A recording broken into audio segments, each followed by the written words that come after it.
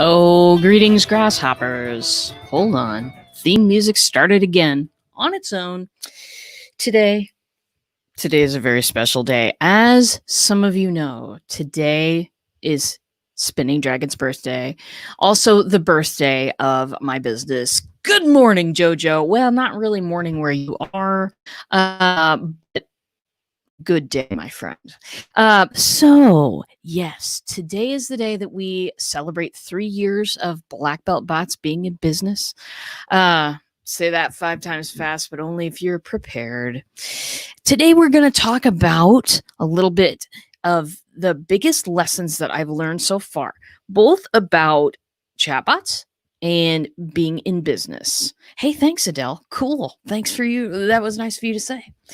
So, biggest lesson, number one, from being in business with chatbots for the last 3 years. Now, I talk a lot about being yourself. I talk a lot about expressing your brand. If your brand is your personality, excellent. If it's a brand personality, excellent. But for me, just as a general note, being myself has gotten me the greatest business I've ever gotten in my life. And I've been in business a long time. It's been a lot more than 3 years. 3 years ago is just when I switched it all over to chatbots. I've been helping people with their technology for flippin' ever, and I've been on my own in business for 5 years. The first couple of years there, I was doing technology. I was sort of everybody's IT fix-it girl, which was not stunningly lucrative. And it was okay. I was doing okay, but I was really looking for something to really snuggle into and make it my niche. And chatbots was absolutely the opening door to that. So let me go into a little bit, how being myself has led to some of the greatest business I've ever gotten. Back when I was, trying to play it straight, quote unquote, trying to play it straight and kind of do what everybody else does for their marketing, I had a really hard time. When I introduce myself, I often talk about how a lot of entrepreneurs feel like they're shouting into a black hole and they're a carbon copy of everybody else. Well, the reason I know that is because I did it myself. There was no cape. There were no goggles. There was no random singing on the live stream. There was nothing like that. I've got to appear legitimate. No one will take me seriously unless I do the following things. Blah, blah, blah. Yeah, it was boring. There was no reason to watch me. There was no reason because I was following somebody else's script. Yeah. So the minute that I said, heck with it, and went my own way, things got better. Because here's the deal. I don't need 1 million people following me. I don't need Gary V's crowd to be, well, I don't need the size of Gary V's crowd. If you listen to Gary V, good for you. He's a smart man. But I don't need the size of that crowd to exist in the universe. Right? I don't. How many clients do I actually need? How many can I actually fit? These are questions that when I thought about them, I went, you know what? You're going to work hard with me on a chatbot. I won't lie. And I tell all my clients before they sign the contracts, hey, we're going to be collaborating together. This is not a you hand me the keys and I drive the car to stardom. This is a working partner relationship. I tell them all because it's very important.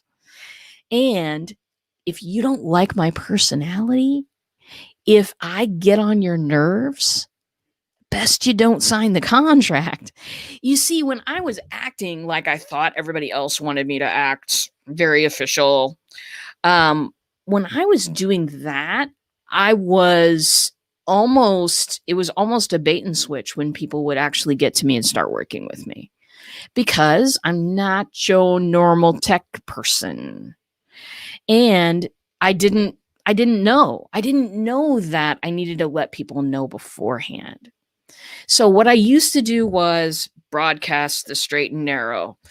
I have to have a fact-filled presentation in which I teach you everything that I know in the next 30 minutes, or else you're going to click away. Click away if you want to. It's okay. I'm going to be here. I'm going to be here doing my thing and attracting my folks. I have a totally different attitude toward that now. I really, really do. Used to count the views every day and think about what I could do to improve the views. Now I think about how I can improve the experience for you.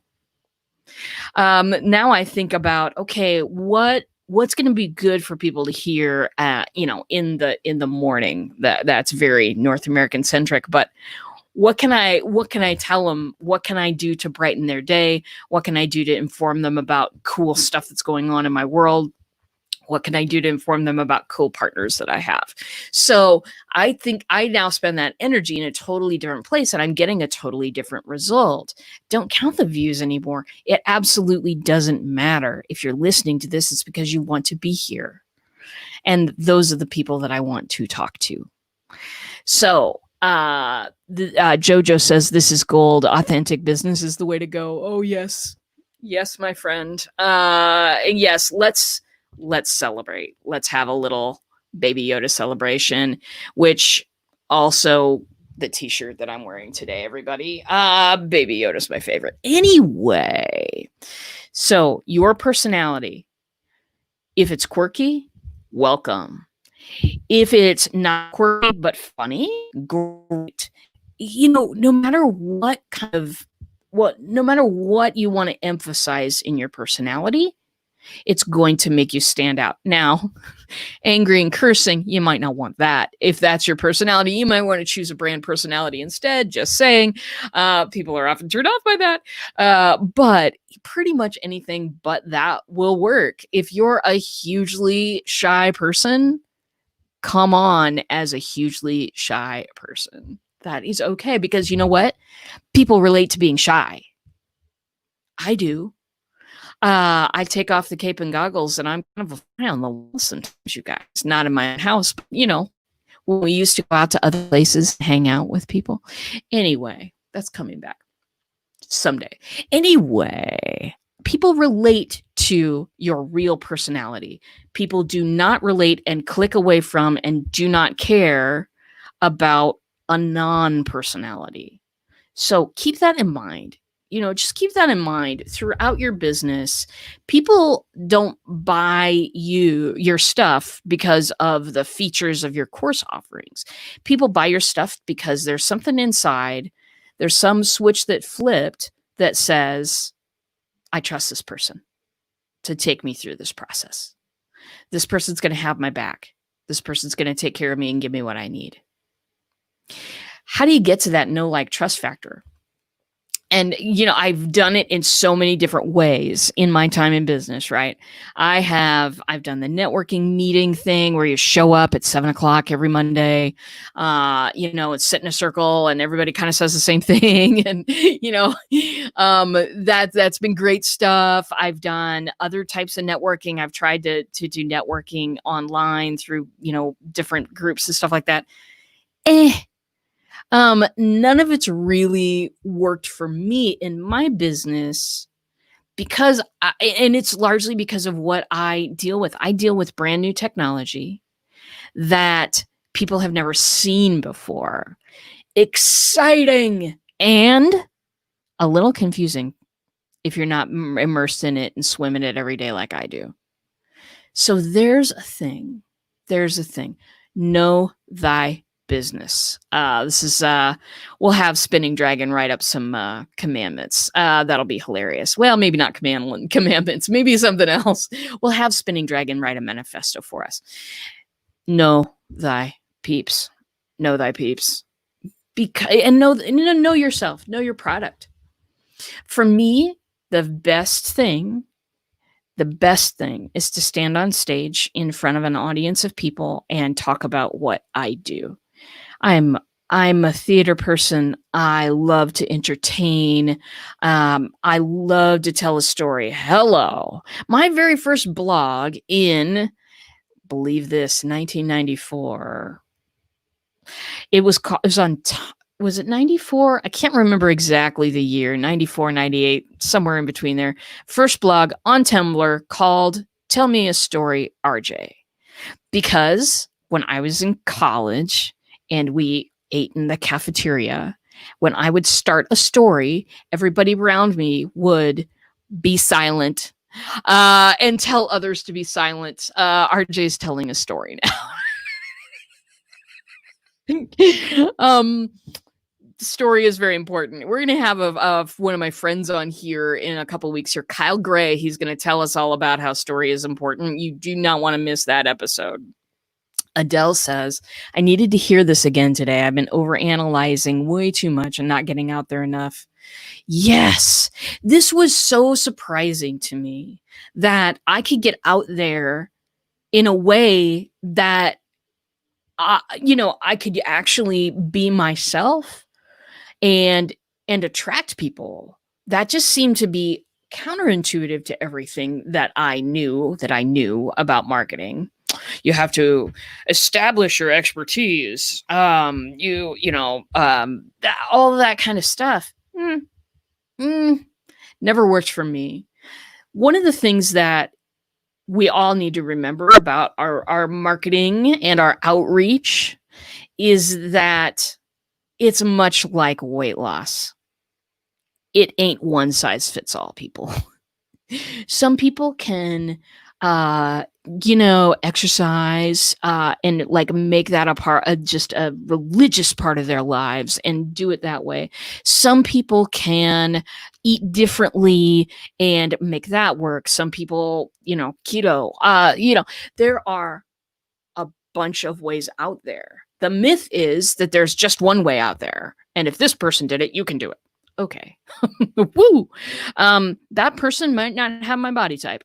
That person might not have a sedentary desk job. I'm working on it, people. I'm working on my exercise routine. Anyway, marketing is like that. A path that someone else took might not resonate with you. Don't take that path. Don't take that path. Do the things that resonate with you. Do the things that you believe in. Because here's the thing. They always say, right? The great they say sex sells, whatever. I don't think that we're getting that out of this broadcast. Passion sells. Passion sells. When I get on stage, when I get on a live stream and I start talking about what I'm passionate about, people are drawn to me. Word choice doesn't matter as much. Because this is another major, major lesson that I've learned. And I knew it intellectually before, but I didn't know. The second lesson, well, not second necessarily. There's been some more, but when I'm truly myself, let me back up. People make an emotional decision and then back it up with facts. Who's heard this before? Type in the comments if you've heard this before. That people do not make, people don't make rational decisions. Rational decision making is like what my beautiful wife does. She makes a spreadsheet, everybody. There are rows and columns. There are pros, there are cons, there are different possibilities in there. Maybe there's probably a pivot chart. She loves those things. I scream like a girl and run away. Anyway, most of the time, people don't make rational decisions about getting involved in a program, buying something. They don't make rational decisions. Rational decisions are very ordered. They're very, okay, how many pros, how many cons, people go about it that way. People make decisions a lot based on emotions. And then they follow that up they justify that with facts. If, somebody has an off feeling about you or your product or service or whatever it is, they're likely just not going to buy. And that's just the way that it is. For me, the more that I get out there, the more people I'm exposed to, the more come and check me out and say, "Hey, what are you doing? What are you doing?" So that's a very important thing. Oh yeah, Adele knew that. Adele knew that people make an emotional decision and then back it up with facts. Absolutely, absolutely. And so many times we get down a trail of, what facts am I presenting? People are listening to what facts you're presenting. They're, I mean, obviously, but we think that's the whole banana. The facts are the sticker on the banana. All right, they're the little Chiquita. I still put them on myself. My wife thinks I'm a little nuts. She's right. Anyway, that's what I'm talking about. People make those emotional decisions. And so how can you communicate to them in the quickest way possible who you are, what you're about, and what transformation you can cause in their lives? How can you do that? That's my life's work, finding that out. Chatbots are a technology that do that really well. They're a tool. They're one tool. You know what I'm saying? They're the tool that I'm known for. I absolutely want that. That is, come on, get a chatbot. Great. But there are so many more tools. And in the future, in 5 years, I was just talking to a client yesterday. Yesterday, a client actually visited me in Omaha. We had masks on. It was cool. But Gene came down and he was on a business trip, and we met outside a noodle shop and hung out for a bit. And we were talking about, okay, what's in the future for this technology that you're doing? And I think it's voice. I really think that there are going to be other tools integrated into chatbots that will make them very, very widely accepted. But that's a fact. That's a tool. That's out here. In here, how do I communicate in the fastest way possible who I am, what I do, and how I can help with a transformation? Those are the things that I think about. There are different tools that apply, but in my heart, that's what I'm doing. That's what I'm putting out there. Liesl says, "Hey, Liesl, haven't seen you in a bit. I'm so glad to see you today. I watch your Facebook Live as often as possible, but often don't comment. Walking the dogs, but I'm here. Sweden, Oh, I know you're here. I'm so glad that you're here too. That's awesome. Someday I'm going to meet you in person." Liesl says, "Voice, how do you mean?" Okay, so we all have, that's tech centric of me, isn't it? Many people have devices, boop, like this in your home somewhere, and you tell it to turn on the music or turn off the lights or tell you what time it is or play some music for you or do any of those types of things. To me, I think that kind of thing is going to enter the world of chatbots. And the reason that I say that is because chatbots right now, they're very text-based, most of them. But wouldn't it be even easier for you to voice control a chatbot? And wouldn't it be even more of a conversation? So that presents its set of pros and cons, actually. But what if a bot could be triggered by voice? And what if that could actually be a conversation? That's what I'm thinking of next. I'm always thinking of next, you guys. That's my job. Oh, you're froze, and I'm hearing music only. Have I entered an alternate universe? You may have. Hit refresh. Come on back in, my friend. Jojo, love your work, but it's bedtime for me in Australia. You'll be in touch. Keep being awesome, of course. Lisa says, how can we use voice messages? So you could do voice activated bots. Also, there are, and this goes into like Alexa skills, and it goes into Google Home and all of that kind of stuff. But there are a lot of things that you can do on Alexa that are already triggered by voice.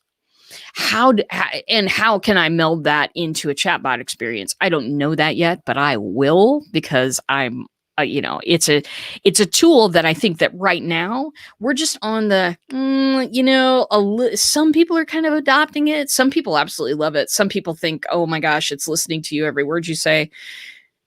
All right. I mean, there's a lot of paranoia out there, people, and it may, in fact, be listening to every word you say, but so does Facebook.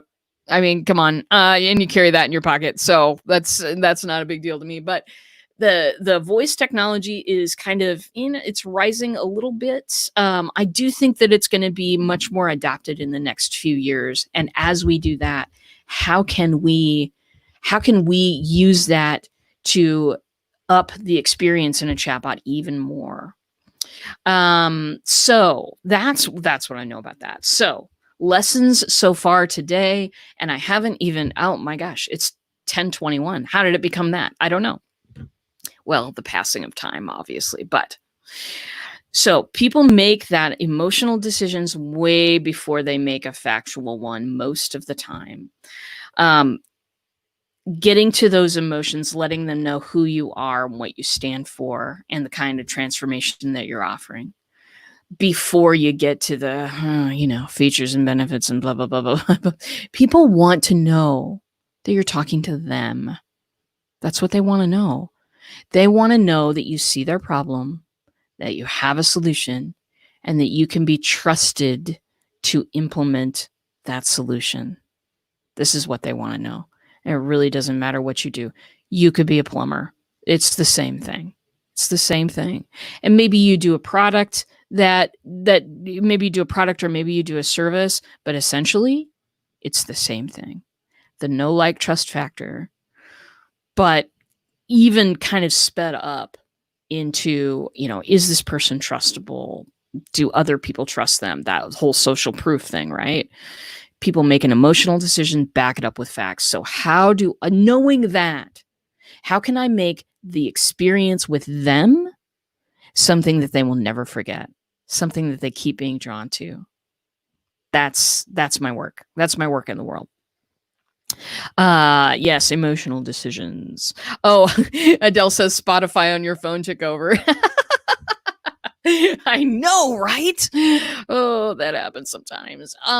Anyway, a third lesson that I have really, really learned in my business, and all of you have been learning this too over the past few months, is how do we pivot and respond to what's going on in the world without having it take us over, right?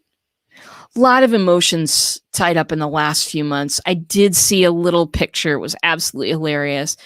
I cruise Reddit at night, and I look at I look at topics like design and art and all that kind of stuff that I love and I'm so totally interested in. And on one of the design sites, they had 2020, and it was written out 2020. But the first zero was really, really a lot taller than the rest of it. And it looked like a middle finger popping up.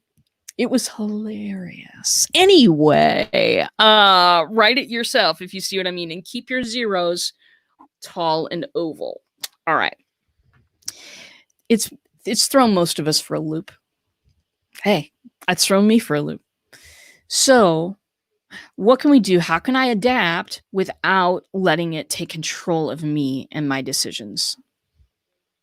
This sort of, and this story kind of goes along with the way that I was before I did this business, where I didn't trust myself. I didn't trust my personality to attract people. I put some fakeness out there, hoping people would be attracted to it because that's what the leaders said that I needed to do. Still in business, even when I'm doing well, and the business is doing very well at this moment. We're about to launch a challenge. You'll hear from that.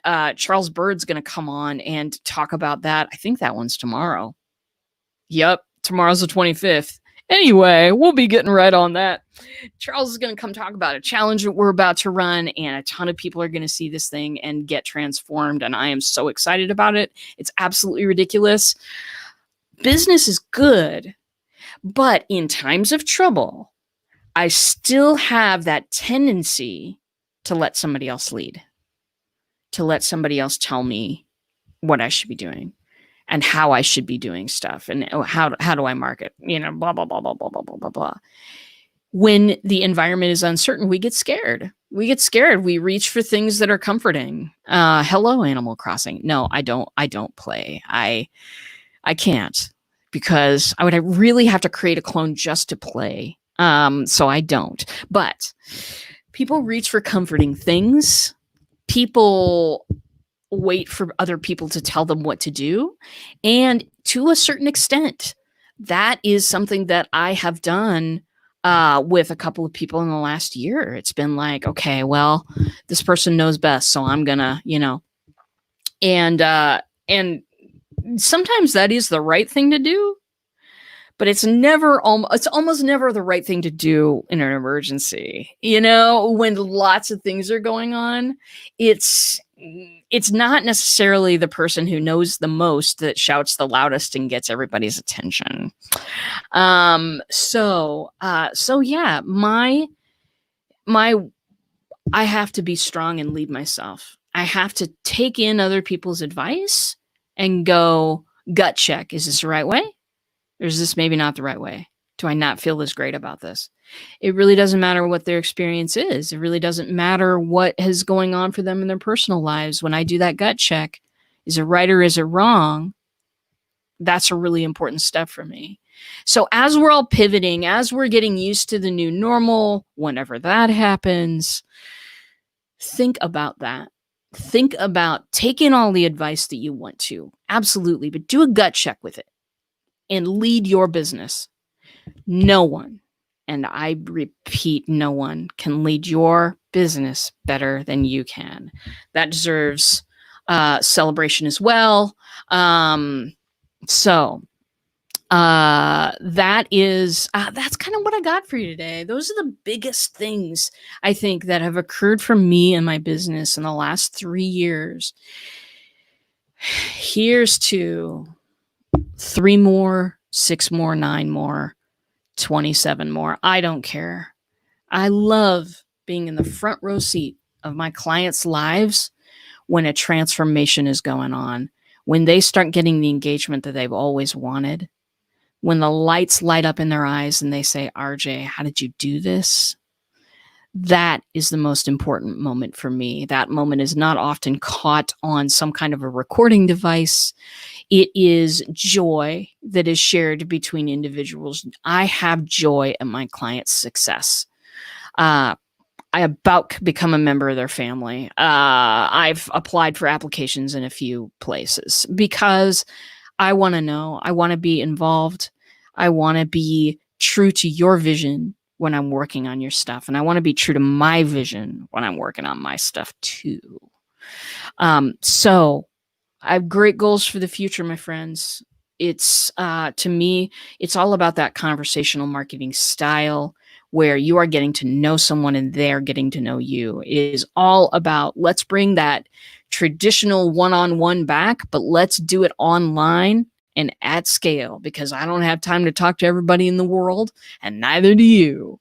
For me, that's a chatbot, of course, but I've got some other tricks up my sleeve that are really super cool. And as always, I would love for you to come join the community. There is a community that is off Facebook. It's a little secret chatbot dojo, and I invite you to come and join that. It's thebotdojo.com. I will throw boop, boop. I will throw that in the comments, and I will catch up on the comments as well. It looks like Liesl says, I just took a course called The Next Normal. Oh, that's true. Absolutely. So let's see. I'm just going to write thebotdojo.com. I want to invite you all. Come on, see what we've got to offer. There's a ton of freebies in there. There's a ton of Easter eggs in there. You can find them all. Come on, join the party. We'd love to have you. Tomorrow, as I said, we're going to have my dear friend, Charles Bird, the Birdman. He's going to come and talk to you all about his challenge, which I'm going to be joining. It's called the Human Lead Magnet Challenge. Shh. I don't think I was supposed to announce that. I don't know. But Human Lead Magnet. And it is all about how to draw people to you in an authentic and genuine way. People that stick. And I can't say enough about it. So show up here tomorrow, 10 a.m. Central. Any part of your world that you're in, love to have you. Thank you for being there for me today as we celebrated 3 years. Spinning Dragon says thank you. And that is about all from me today, my friends. You are the best. You just are. I thank you for being here. And we'll return again tomorrow with some really cool things. And I'll see you in a bot.